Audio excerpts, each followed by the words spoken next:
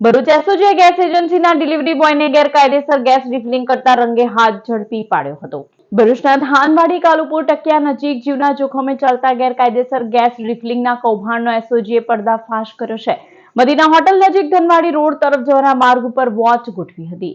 આ દરમિયાન બાવળની ઝાડીમાં શંકાસ્પદ હાલતમાં ઉભેલી એક મહિન્દ્રા બોલેરો પિકઅપ ગાડી મળી આવી હતી।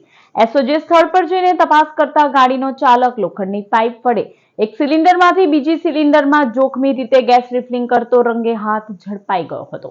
પૂછપરછ દરમિયાન ચાલકે પોતાનું નામ સુનિલ કુમાર બિશ્નોઈ રહેવાસી શિલ્પી સોસાયટી ચાવજ હોવાનું જણાવ્યું હતું।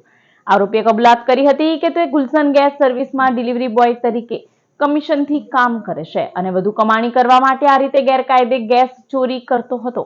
એસઓજીએ સ્થળ પરથી મહિન્દ્રા પિકઅપ 14 કિલોના ભરેલા ઇન્ડિયન ગેસના 18 સિલિન્ડર 4 ખાલી બોટલ વજન કાંટો અને લોખંડની રિફિલિંગ પાઇપ મળી કુલ 3.63 લાખનો મુદ્દામાલ જપ્ત કર્યો હતો।